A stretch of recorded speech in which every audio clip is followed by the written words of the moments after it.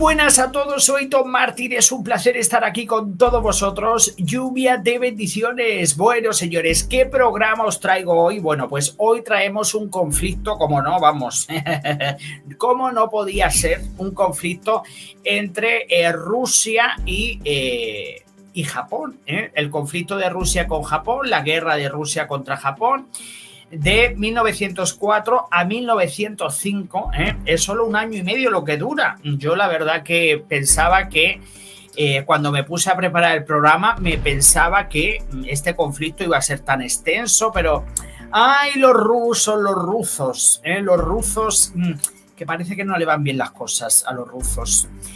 Y bueno, yo no quiero hacer spoiler porque sé que a lo mejor algunos de vosotros no saben cómo acabó la cosa, o sea que no voy a dar avances, pero claro, pues a pesar de que este conflicto comenzó en 1904, en febrero de 1904 y terminó en septiembre de 1905, solo un año y medio que duró, pero tenemos que viajar en el tiempo, así que pues vamos a viajar en el tiempo y a viajar en el tiempo y vámonos al siglo XIX. O sea, porque a mí lo que me sorprende mucho de todo esto, de cómo se vivía entonces en siglos anteriores, es que había países que se enfrentaban los unos con los otros y luego el país que quedaba debilitado, al final luego venía otro país y lo invadía. O sea, es tremendo cómo, de qué forma se vivía en siglos anteriores. Y mirar ahora lo que está pasando con el tema de Ucrania, que bueno, que estamos todos tan metidos y tan tristes por los ucranianos. Y yo creo que estamos volviendo un poquito atrás, estamos viajando también, rememorando acontecimientos, historias del pasado.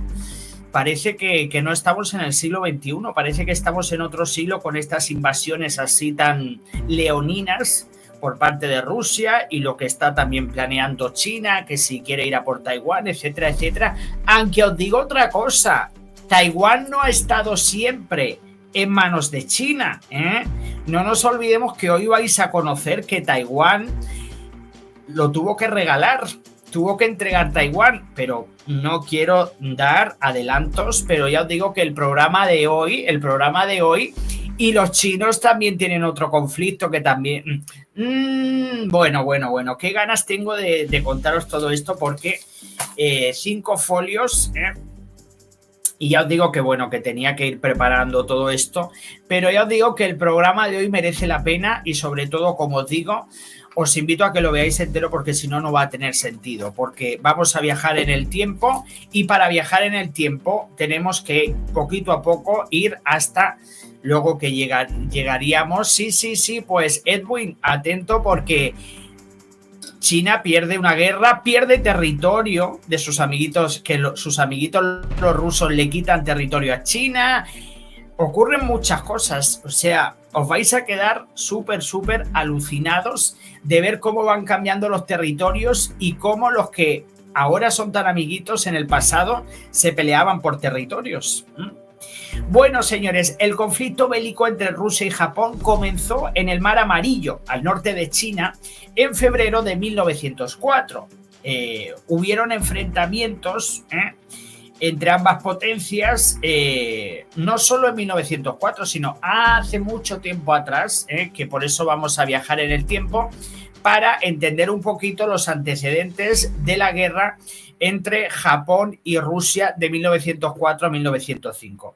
Bueno, pues en 1904 el Imperio ruso buscaba continuar con sus colonizaciones, pero se topó con un hueso duro de roer. Japón, los rusos que pensaban que porque tenían un ejército en aquel entonces, tenían 1 millón de...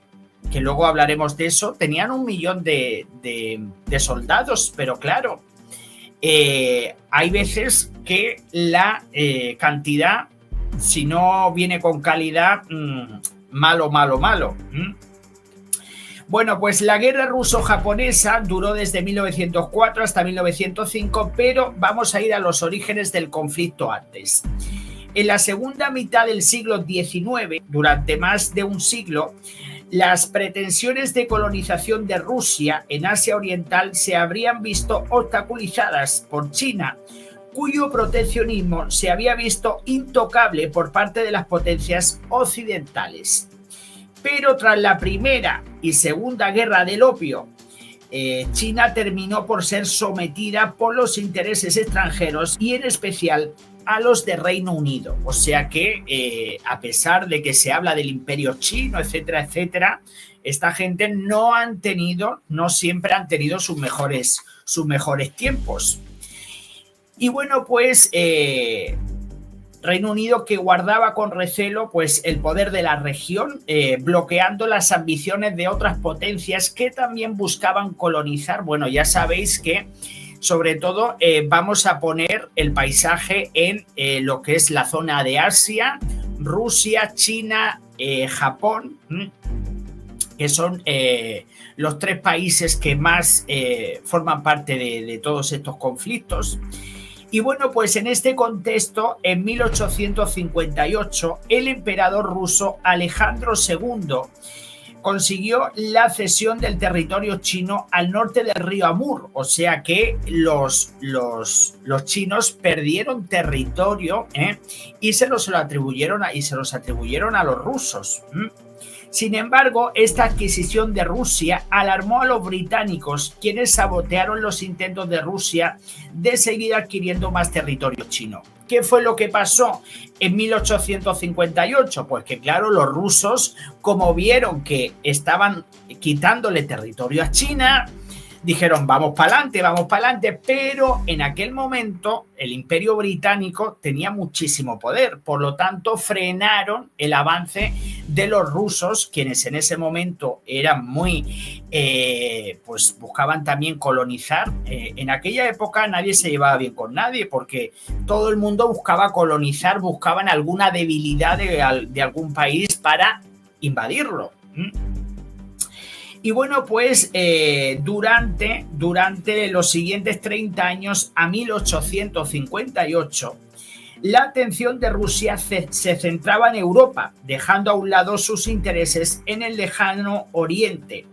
A finales del siglo XIX, Alejandro III sucedió a su padre como emperador de Rusia, o sea, ya teníamos una nueva dinastía, en este caso era Alejandro III de Rusia, quien pues también muy ambicioso, y entonces ahora comienzan muchos problemas.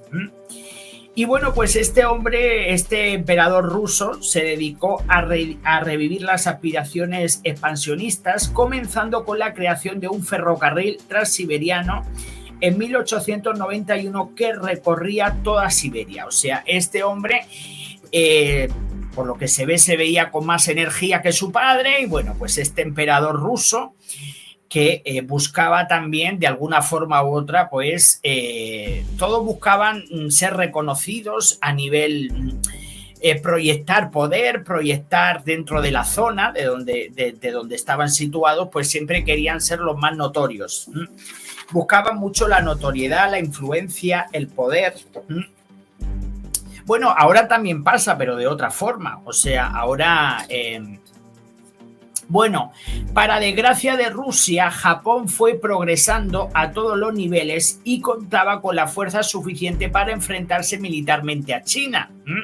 Porque claro, a mí me ha impactado muchísimo, porque claro, ¿qué fue lo que nos encontramos? Vamos a ver. Rusia ya le había quitado un terrenito, un bastante trozo, a China. China estaba bastante debilitada, pero es que los japoneses... poco a poco se iban resurgiendo y se iban preparando militarmente bastante bien. Bueno, pues en 1894, unos años antes de que comenzara la guerra entre Japón y Rusia, la guerra chino-japonesa estalló, culminando pues después de un año con la victoria nipona y la creación del Imperio de Corea con el protectorado de Japón y la cesión de Taiwán por parte de China. O sea, vamos a ver, tenemos que poner que se produjo en 1894 una guerra entre Japón y China. Perdón, China perdió la guerra, entregó Taiwán, que esto hay que recordarle a los chinos que ahora se están peleando por Taiwán, que ellos le entregaron a Japón Taiwán. Por lo tanto, si nos ponemos por esa regla de 3, también podría podría también Japón solicitar Taiwán, porque en su momento Taiwán fue regalado o entregado, porque como los chinos perdieron la guerra de 1894, Taiwán formaba parte de Japón, porque los chinos fueron los que les entregaron. Y hay un refrán que dice que Santa Rita, Rita, lo que se da no se quita. Por lo tanto, ahora que están los chinos tan removidos por el tema de Taiwán, por esa regla de 3, podían decir los japoneses que esto es que no lo regalaste tú, ¿no te acuerdas? ¿No te acuerdas que perdiste una guerra en 1894 y no lo entregaste? Es que, señores, es que la gente tiene memoria muy selectiva y ahora os vais a llevar muchas más sorpresas.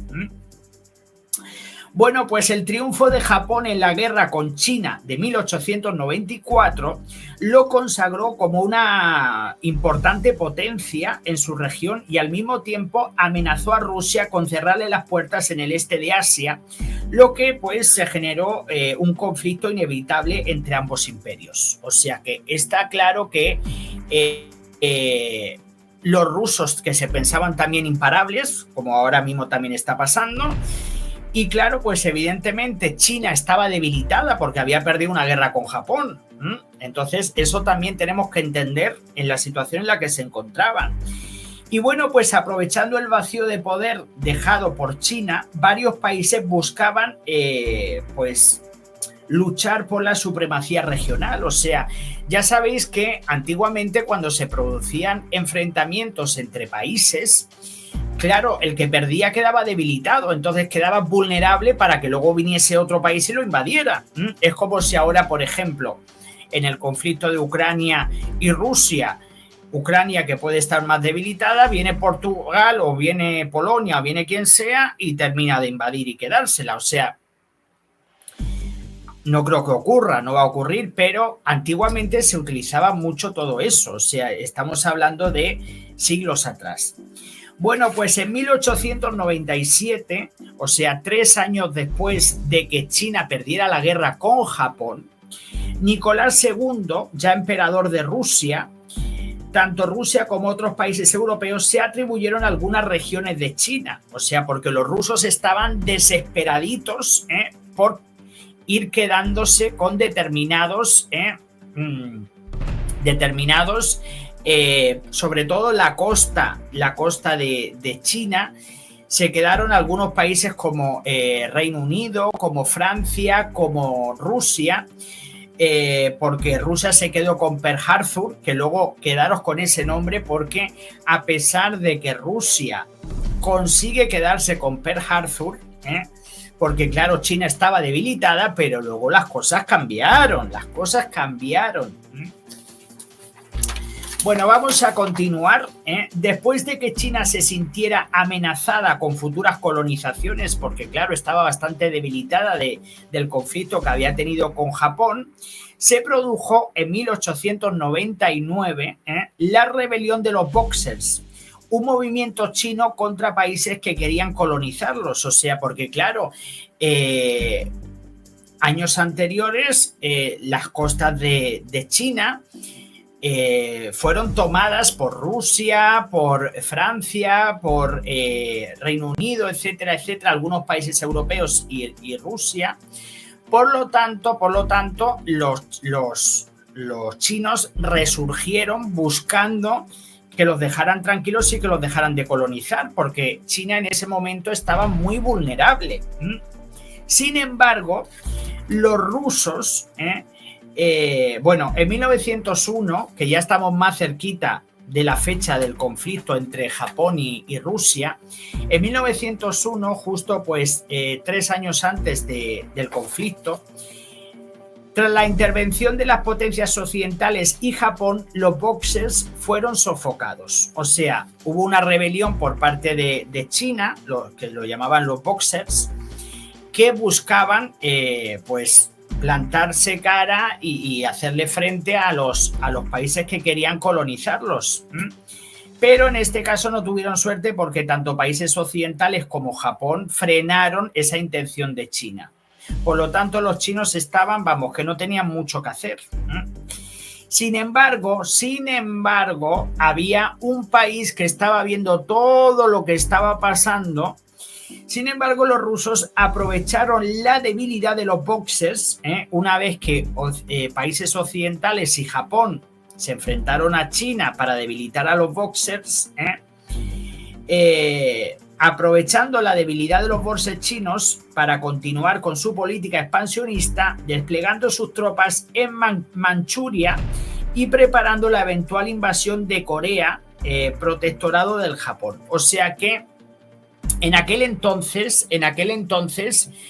como Rusia le había robado territorio o le había, usurpado territorio a China, la frontera de Corea no estaba con China como ahora. La frontera de Corea estaba con Rusia. O sea, estaba donde, ya sabéis que si veis lo que es Corea, que solo había una Corea, porque no había Corea del Norte y Corea del Sur.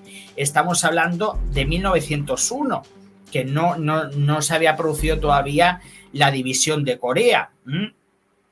Entonces, en aquel momento, Rusia tenía la frontera con Corea y buscaban invadir a Corea. Pero ¿qué pasa? Que eso era protectorado de Japón y los japoneses no iban a permitir que los rusos se hicieran con Corea, que eso era lo que ellos buscaban, porque esta gente querían colonizar a los chinos, a los coreanos y a quien haga falta. Y bueno, pues en este caso, desde 1896, Japón implementó una política marcial especializada y especializando a sus tropas y aumentando el número de soldados. O sea que unos cuantos años atrás de que comenzara el conflicto entre Rusia y Japón, los japoneses pues aumentaron su calidad militar, su número de soldados y tenían un ejército muy poderoso. O sea, estamos hablando de que para 1904, el ejército de Japón superaba en 200.000 soldados. Para tener la dimensión que tiene Japón, está bastante bien, aunque el número de soldados que tenía Rusia era de 1 millón. Entonces vamos a ver qué va a pasar ahora en el conflicto, porque ya nos estamos acercando al momento del conflicto entre Rusia y Japón. Y vamos a ver qué ocurre, porque el ejército ruso tenía 1 millón de soldados y los japoneses solo tenían 200.000, pero claro, eran 200.000, pero muy preparados, muy entrenados, con buenas armas, con buen de todo, y vamos a ver qué predomina, si la calidad o la cantidad. Bueno, vamos a continuar. Es que tengo aquí el ventilador, sale todo volando por aquí. Bueno, Rusia, a pesar de disponer de un ejército de más de 1 millón de soldados, estos se encontraban al otro lado del ferrocarril transiberiano, o sea, estaban en la otra parte de Siberia. Y claro, su ejército, el ejército que tenían más cerca de la zona del conflicto, solo eran 80.000. O sea, sí que Rusia, bueno, si ponemos como esta bandera, siendo Rusia, por ejemplo, aunque esté fea la comparación, pero para que os hagáis una idea, en esta zona, que era la zona del conflicto, solo tenían 80.000 soldados. Y luego en la otra parte de Siberia tenían pues casi 1 millón.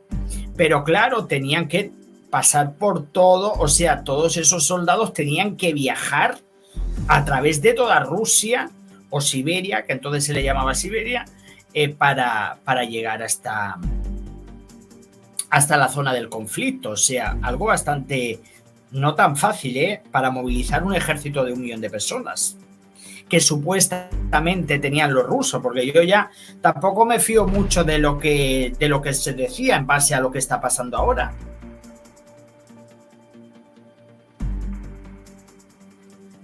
Bueno, señores, ya os digo que este conflicto da mucho que hablar, da mucho que hablar. Y bueno, pues aún así los japoneses no tenían planes de atacar territorio ruso, pero sí que buscaban desafiar a Rusia para consagrarse como potencia en la zona de Asia. Vamos a ver, los japoneses querían que los dejaran tranquilos, pero a la misma vez también necesitaban abrir alguna guerra o abrir algún conflicto para que sus vecinos vieran lo poderosos que eran y también porque buscaban también un nombre, ¿no? Buscaban, porque ya sabéis que cuando habían conflictos en el pasado, pues el que ganaba el conflicto pues era el que, bueno, el más chulo del barrio. Entonces, bueno, pues en este caso, a pesar de que los japoneses no querían atacar territorio ruso y buscaban también, por otro lado, desafiar a Rusia para consagrarse como potencia. Bueno, señores, pues hasta aquí comienza, ya empezamos, estamos en febrero de 1904. En este momento es cuando comienza la invasión, bueno, el conflicto entre Rusia y Japón. Ahora vais a entender muchas cosas, porque, bueno, pues en febrero de 1904, sin ninguna declaración de guerra previa, el emperador Meiji, que es el emperador japonés, despachó la primera flota japonesa bajo el mando del comandante Heiichiro. O sea, los japoneses dieron el primer paso. Pero vamos a ver, pero no nos olvidemos que los japoneses, porque ahora van a decir, ¡ay, los japoneses qué ganas tenían de conflicto! Vamos a ver, no nos olvidemos que los rusos que tenían frontera con Corea buscaban invadir Corea porque querían hacerse con Corea. Entonces los japoneses se adelantaron un poco porque sabían que si no los iban a pillar desprevenidos. Entonces, claro, pues dijeron, bueno, señores, es el momento de dar el paso. Y entonces, en 1904, pues eso, en 1904, en febrero de 1904, los japoneses dan un golpe en la mesa y empiezan a enfrentarse a los rusos. Bueno, pues a pesar de que Rusia y Japón tenían la misma magnitud de flota, los nipones habían conseguido dividirlas y dejarles sin posibilidad de recibir refuerzos. O sea, la flota naval que tenía en aquel entonces, en 1904, la flota naval que tenía Rusia y Japón eran prácticamente la misma. A pesar de que hay que resaltar que Japón tenía muchísima más calidad armamentística, mucha más preparación, etcétera, etcétera. Los rusos han sido muy malos, han sido muchos, pero de calidad de muy mala calidad. Entonces, claro, la estrategia de Japón pareció ser más exitosa porque consiguieron dividir la flota naval de Rusia y entonces debilitaron la flota naval de Rusia. Bueno, pues en el mes de marzo de 1904, o sea, al mes siguiente de empezar la guerra entre Rusia y Japón, en este caso Japón comenzó su ofensiva por tierra y comenzaron a movilizar sus tropas por el noroeste de Corea. Bueno, como ya sabéis que Corea y Japón tenían muy buenas relaciones, pues entonces el ejército japonés llega a Corea y sube para arriba a la frontera de Corea con Rusia, que ahora la frontera está con China, pero en aquel entonces, como los rusos también eran muy invasores, entonces llegaron hasta esa fronterita y ahí comenzó ya toda la historia. Los rusos desesperados, pensando que como tenían un ejército de 1 millón de y luego las cosas no pintaron tan bien para ellos. Bueno, vamos a continuar. Bueno, los rusos se preparaban para defender Manchuria ante un inminente ataque de Japón. El primero de mayo de 1904, o sea, ya unos meses después desde que comenzó el conflicto, se procedía en el río Yalu, que es un río que hace frontera con Corea y con Rusia, la Rusia del mapa de Rusia antiguo, pues se procedía al primer enfrentamiento por tierra entre Japón y Rusia, resultando en una victoria decisiva para Japón. O sea que ya en el primer round, los rusos quedaron KO. O sea, los rusos quedaron fuera de combate. Aún así, más fuerzas japonesas desembarcaron en Corea, país aliado. A finales del mes de mayo, el tercer ejército japonés, bajo el mando del general Maresuke, desembarcó al este de Corea, para también pues aumentar los refuerzos. Ya en julio, Rusia volvió a atacar a los nipones, o sea, estamos hablando del segundo ataque por parte de Rusia, que atacaron a los japoneses en la misma zona entre la frontera de Rusia y Corea, solo para volver a ser derrotados una vez más y forzar una retirada de Rusia. O sea que dos intentos de Rusia luchando en la frontera, 2 intentos perdidos para Rusia, no tuvieron nada que hacer contra los japoneses. Y bueno, pues en respuesta, porque esta gente no se querían dar por vencido, porque claro, todo esto le perjudicaba. O sea, imaginaos si ahora, miren ahora el ego que tienen, pues imaginaos el ego que tenían antes, que estaban los emperadores todavía navegando por ahí, o sea que estaban en tiempos de los emperadores. Entonces, claro, los rusos no podían quedar como que estaban perdiendo, necesitaban buscar desesperadamente formas de destruir al que consideraban su enemigo, que era Japón. Bueno, pues en respuesta, la armada rusa contraatacó desplegando ataques contra los transportes japoneses, apoderándose del estrecho de Tsushima y neutralizando la ofensiva japonesa por tierra. O sea que estos, a través del mar, muy cerquita de Japón, pues buscaron la forma porque estaban desesperados, porque ya habían en 2 frentes terrestres, habían fracasado, pues necesitaban remontar porque claro, ellos presumían mucho de que tenían un ejército muy, muy poderoso, porque claro, como ellos solo veían los números que tenían de militares, pero no veían que la calidad era, con perdón, caca de la vaca. Bueno, pues esta maniobra rusa permitió reforzar sus posiciones. En agosto de 1904, o sea, pues si esto empezó en febrero, marzo, abril, mayo, junio, julio, agosto, o sea, 6 meses después desde que comenzara la guerra, en agosto se produjo un tercer enfrentamiento. Y bueno, ¿quién me decís que ganó en este enfrentamiento? Se produjo un tercer enfrentamiento entre Rusia y Japón en la frontera, y a pesar de que Rusia tenía más ejército, porque los rusos tenían más ejército que los japoneses, y vamos a ver, señores, que los que estaban en una mejor posición eran los rusos tenían más posibilidades de ganar y de avanzar, porque tenían más militares, porque estaban en su territorio, porque estaban en la frontera. O sea, Japón estaba abajo, la isla de Japón estaba aquí. Luego está Corea y luego arriba estaba Rusia. O sea, es que estaban en la casa, los rusos estaban en su casa luchando. Por lo tanto, lo tenían mucho más fácil, pero nada de nada. O sea, que yo no sé si es que iban todos vendados, que no veían la historia, porque vamos.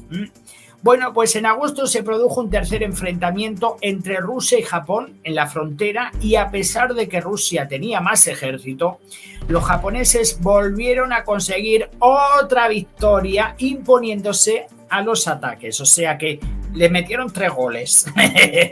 Desde febrero hasta agosto, los japoneses le metieron 3 goles a los rusos. Y bueno, pues Está claro que evidentemente los japoneses habían conseguido 3 victorias consecutivas en un periodo muy corto de tiempo, donde cada vez tenían más problemas para recuperarse, porque claro, eran batallas muy intensas. Ellos también se tenían que trasladar, porque como el conflicto estaba entre Corea y entre Rusia, los territorios, pues evidentemente los japoneses no estaban en su territorio. Sí que Corea era un país aliado. Y bueno, pues para agosto de 1904 los japoneses comenzaban a agotar sus reservas militares y Rusia recibía refuerzos. O sea que atentos, porque los rusos ya empezaban a recibir refuerzos, porque estaban, como tenían un ejército en la otra punta del país, pues iban enviando refuerzos. Para octubre de 1904 se produjo la batalla de Río Sajo entre el 5 al 17 de octubre, y también se produjo la batalla de Sandepú del 25 al 29 de enero de 2005. O sea, se produjeron 2 batallas que más o menos tuvieron lugar un par de semanas cada batalla. Una batalla en octubre del 2004 y otra batalla en enero del 2005, pero en esas batallas, en esos enfrentamientos entre Japón y Rusia, en ese momento no había un claro vencedor. No había un claro vencedor, pero claro, contábamos de que los nipones le habían metido 3 goles a los rusos, porque habían ganado en tres enfrentamientos anteriores. Bueno, simultáneamente, en otoño del 2004, Japón buscó romper las defensas de Port Arthur sin éxito. Ya sabéis que Port Arthur, que está en la costa de China, pero que en aquel entonces se lo quitaron los rusos a los chinos. Entonces, como en aquel momento Port Arthur, eso pertenecía a Rusia porque se lo quitaron a los chinos, lo que buscaban los japoneses era meterse ahí para avanzar. Buscaban ahí, ese era un punto clave para ellos. Bueno, pues en enero de 1905 los rusos se entregaron en Port Arthur, porque ya los rusos no pudieron hacer nada en Port Arthur, y al final se lo entregaron a los japoneses, que con lo malos que son ahora con el conflicto de Ucrania, y los generosos que eran, que iban regalando territorio porque los iban perdiendo. Bueno, pues en enero del 2005 los rusos le entregaron Port Arthur, luego de tremendos enfrentamientos con Japón, y bueno, pues al final las cosas no pintaban nada bien para Rusia.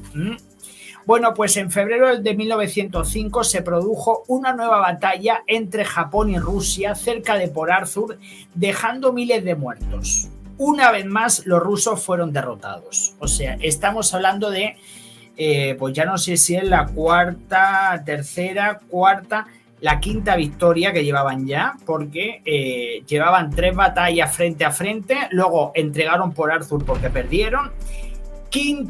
Esta quinta batalla que también cayeron. Por lo tanto, señores, pues a pesar de que Japón iba ganándoles a los rusos, también estaban exhaustos. Llevaban un año peleando. O sea, no nos olvidemos de que estamos hablando de que ya en febrero de 1905 ya llevaban un año. Y vosotros ahora me vais a decir, bueno, Tom, ¿y cómo esta gente estaban tan exhaustos por estar un año enfrentados? Claro, porque nosotros comparamos los conflictos de ahora con los conflictos de antes. Ahora hay mucho material armamentístico, pero antes era todo cuerpo a cuerpo prácticamente. Entonces, claro, no es lo mismo enfrentarte cuerpo a cuerpo con tu adversario como se ponían en esas grandes batallas. Ahora las cosas han cambiado, o sea, ahora prácticamente el cuerpo a cuerpo no existe, porque ahora es todo a distancia. Pero claro, en aquel entonces los conflictos eran muy intensos, y sobre todo que ya llevaban un año, o sea, Rusia y Japón llevaban un año justo. Entonces, bueno, pues a pesar de que Japón iba ganándoles a los rusos, también estaban exhaustos, llevaban un año peleando. Después de tantos fracasos de Rusia, la única esperanza, porque esta gente no querían dar su brazo a torcer, porque claro, como el imperio ruso iba a permitir que los japoneses los dejaran como lo estaban dejando ya contra las cuerdas, porque los estaban dejando ya fatal a esta gente. Bueno, pues después de tantos fracasos de Rusia, la única esperanza para esta gente fue a través del mar. Porque los rusos tenían una flota, tenían una flota en el Báltico. Entonces lo que intentaron fue utilizar la flota del Báltico para trasladarla hacia el mar de Japón, bueno, a la zona de Japón, para ver si así podían intentar recuperar un poco, porque que necesitaban victoria, porque estaban quedando ante todo el mundo, estaban quedando como perdedores. Y bueno, pues a principios de mayo de 1905, la flota rusa del Báltico, comandada por el almirante Rozhesvenki, ya había alcanzado el mar de China. O sea que desde el mar Báltico fueron viajando hacia el mar de China porque buscaban otro conflicto más con Japón, porque claro, no podía quedar la cosa así. Los rusos se negaban los rusos a cómo podían quedar ellos como perdedores. Bueno, pues un nuevo enfrentamiento entre la flota rusa y Japón. ¿Qué pasó, señores? Vosotros que estáis viendo ya cómo os estoy contando todo esto, ¿quién ganó en este nuevo enfrentamiento? A ver, ¿quién me lo puede decir? Porque os digo una cosa, aparentemente la flota rusa era un poquito más grande que los japoneses. ¿Quién me decís vosotros que en este momento quién fue quien ganó este conflicto? Mari dice que Japón. Pues has acertado. Bueno, pues en este caso Japón volvía a dar la victoria al país nipón. La flota rusa tenía barcos lentos y viejos y los japoneses tenían más rapidez y mejor armamento. Si es que vamos a ver, señores, en esta vida la cantidad no sirve, es la calidad. La calidad, los rusos pensaban que bueno, que tenían los barquitos. Pero es que vamos a ver, tú tienes que saber lo que tú tienes, pero tú tienes que saber qué es lo que tiene tu adversario.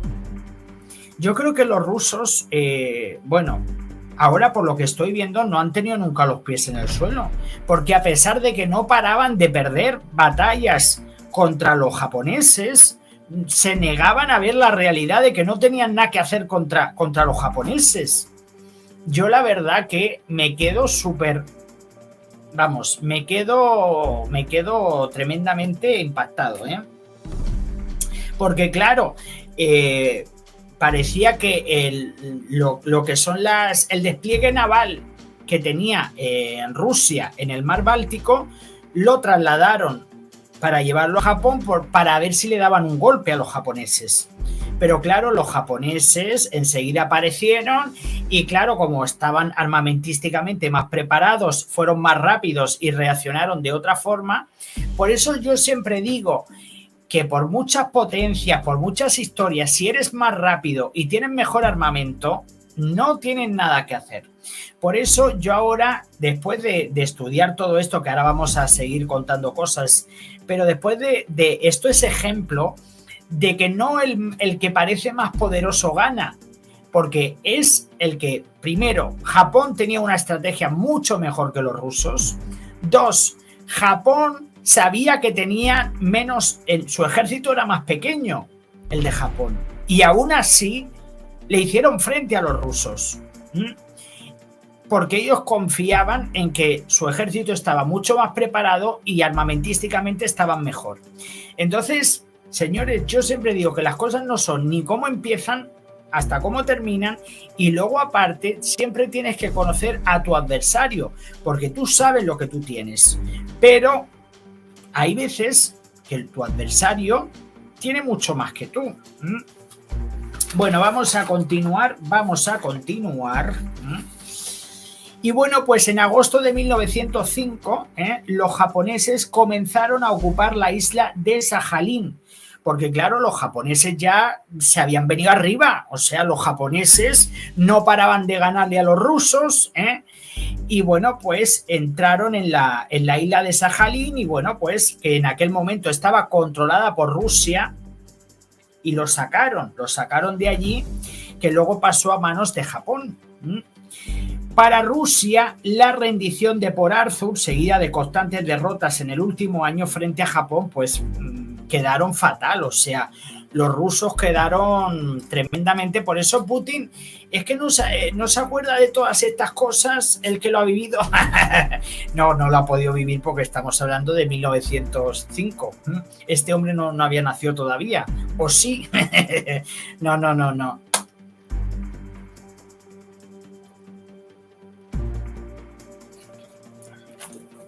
Entonces, claro, ¿qué es lo que pasa? Que los rusos estaban debilitados, pero también los japoneses estaban debilitados, porque ya llevaban un año y medio casi de conflictos, o sea, perdiendo muchísimos, tanto armamento, tanto soldados, etcétera, etcétera.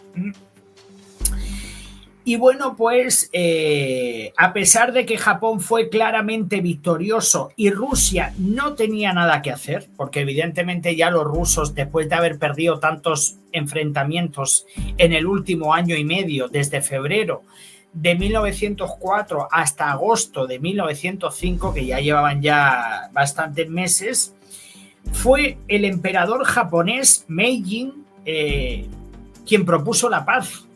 Pero los japoneses fueron muy listos, porque al proponer ellos la paz, también se arreglaron ellos, o sea, no fueron tontos los japoneses, porque ya los rusos ya tenían miedo de que se produjeran más enfrentamientos, porque los rusos estaban muy debilitados también. Por lo tanto, Estados Unidos fue quien hizo de intermediario en una cumbre de paz entre Japón y Rusia, para ver si por lo menos se congelaban el conflicto, ya paraban, porque ya evidentemente estaban muy desgastados.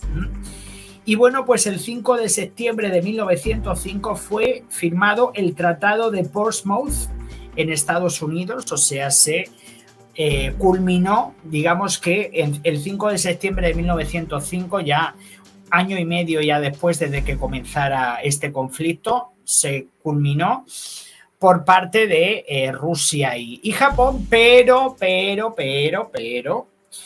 China recuperó territorio, porque como sabéis que los rusos le habían quitado territorio a China, los rusos tuvieron que devolver el territorio que le habían quitado a China. Japón se quedó con Port Arthur, que eso era de China, se lo quitó a los rusos y se lo quedaron los japoneses. Y bueno, pues Japón adquirió reconocimiento en Asia por su guerra con Rusia. O sea, vemos cómo Japón ya al haberle ganado a los rusos, los japoneses estaban vistos como que, bueno, llevar cuidado con los japoneses, que vamos, que saben karate. Bueno, no sé si en aquel entonces estaban con las artes marciales, pero los japoneses, vamos, ¿cómo estaban los japoneses? Bueno, pues en 1910, ya 4 años después de que terminara el conflicto, anexionaron oficialmente la península de Corea. O sea que 5 años después de que Corea, bueno, del conflicto, de que terminara el conflicto de Rusia y Japón, los japoneses dijeron, venga, pues vamos a quedarnos con Corea. Y se atribuyeron Corea, le quitaron a Corea, cayó en manos de los...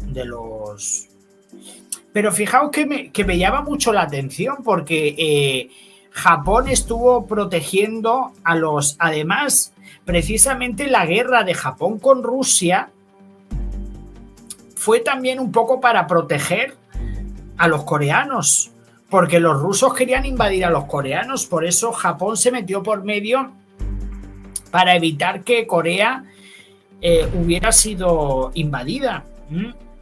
Pero al final luego los otros se quedaron con los otros al final se quedaron con Corea.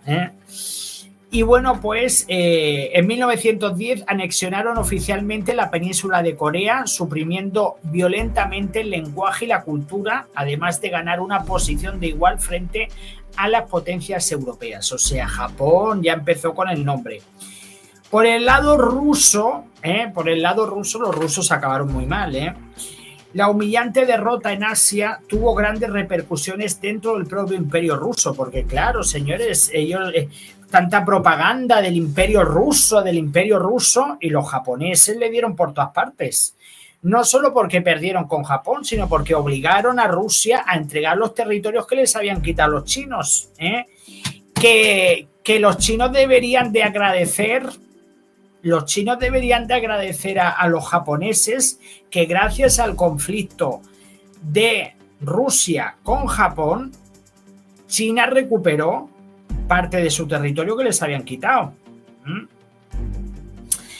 Y bueno, pues después de la derrota, que en aquel momento estaba el emperador ruso Nicolás II, este hombre que ya se metió en este conflicto y ya perdieron, pues evidentemente obligaron al emperador ruso Nicolás II a proclamar el Manifiesto de Octubre, convirtiendo a Rusia en una monarquía constitucional que años después culminaría con la Revolución Rusa. Entonces luego ya a partir de 1910, luego ya casi que estamos en la antesala de lo que fue ya el comunismo y toda la historia, los bolcheviques, papá y todo el rollo. Entonces, pues aquí ha terminado el conflicto, o sea, y bueno, pues yo la verdad que me ha encantado, o sea, este conflicto me ha gustado mucho porque he aprendido muchas cosas. He aprendido no solo de que hemos empezado en el siglo XIX hasta 1910, hemos aprendido muchas cosas. Hemos aprendido que los chinos perdieron en 1800, esto fue en 1894, a ver si, porque son tantas fechas, a ver, dejadme. En 1894, que esto hay que decírselo a los chinos, que perdieron la guerra con Japón y que le entregaron Taiwán a los japoneses porque perdieron.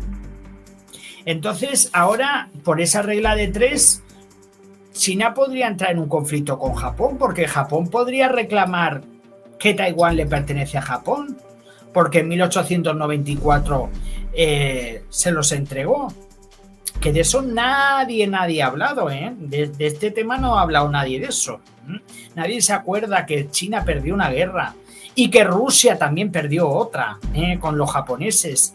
Anda que los japoneses sí que nos han... Los japoneses, yo la verdad que yo siempre que los he visto así, una isla pequeñita, tal y cual, no los comáis de vista, que van muy bien preparados. Y luego, sobre todo, hay una cosa que me llama mucho la atención, que la actitud, o sea, la actitud es súper importante en esta vida, porque los japoneses sabían el ejército que tenían, sabían que tenían más de 200.000 soldados y que el ejército ruso tenía 1.000.000, o sea, eran 5 veces más. O sea, vosotros os hubierais enfrentado, vosotros siendo Japón, ahora es lo que yo os pregunto a vosotros y quiero que me contestéis. Vosotros siendo Japón, con un ejército de 5 veces más, porque los rusos tenían un ejército 5 veces mayor que Japón, pero mira cómo los japoneses le dieron caña a los rusos. Yo la verdad que estoy... que pareciera que, no sé, que me ha llamado muchísimo la atención, porque no es un desenlace que te esperas. Porque claro, si ya aparte de que dices, bueno, es que los rusos tienen 1.000.000 de hombres ahí esperando para hacer tal, pero claro, la estrategia militar de Japón fue muchísimo mejor, porque lo que primero hicieron los japoneses, lo primero que consiguieron fue el tema naval. Porque como los japoneses necesitaban debilitar pues el tema naval de Rusia, y lo debilitaron. Y entonces ahí, en ese momento ya Rusia ya estaba más debilitada. Luego también que Rusia su ejército lo tenía en la otra punta del país. Entonces, claro, iban moviendo, pero claro, no para movilizar un ejército de 1 millón de personas. Y luego aparte, señores, hay que reconocer que armamentísticamente, en temas de entrenamiento, en temas de preparación, el ejército japonés estaba mucho más preparado que los rusos. Entonces yo creo que habría que recordarle a Putin, que ahora habla de victorioso, que han perdido, que ahí empezó la caída del imperio ruso, que los japoneses le dieron ahí donde le dieron. Yo la verdad que me he quedado súper sorprendido preparando este programa y me ha encantado a mí personalmente. Yo no sé si os habrá gustado a vosotros o no. Y bueno, los que os habéis entrado después, os invito a que lo veáis, porque cuando luego edite el programa voy a ver si consigo pues meter algunas fotitos para que sea un poquito más fácil de seguir. Pero yo iba visualizando conforme os iba contando todo esto, iba visualizando que yo ya me he metido ya como si estuviera yo ahí metido. Y bueno, pues quiero preguntaros antes de terminar el programa, quiero preguntaros si os ha costado trabajo seguir todo esto. Para los que me habéis visto desde el principio, os quiero preguntar si os ha costado trabajo seguir os ha costado seguir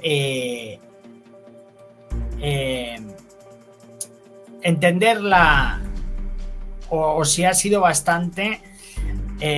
Vale, Mari dice que no, que ha sido bastante fácil. Pues me alegro muchísimo, porque sí, bueno, Mari dice que sabe de historias, sí, yo sé que tú sabes, pero bueno, que ha sido, pues, está, vamos, estupendísimo. Y bueno, señores, pues vamos a desde aquí, pues muchísimas gracias. Espero que os haya gustado este tremendo conflicto entre Rusia y Japón de 1904 a 1905, un conflicto que duró solo 1 año y medio, pero que fue la antesala ya de la caída del imperio ruso, porque los rusos ya no tenían nada que hacer, aunque luego vinieron ya a principios de 1910, cuando ya el emperador ruso Nicolás II ya se va a paseo, y hay un cambio a partir de 1910, pero bueno, luego ya empiezan los soviéticos, salieron de Guatemala y se metieron en Guatepeor, porque luego llegó Lenin, llegó Stalin y llegó tacatá, o sea que no sé qué ha sido peor. Muchísimas gracias a todos, gracias, muchos likes y nos vemos en el próximo vídeo. Hasta luego, adiós.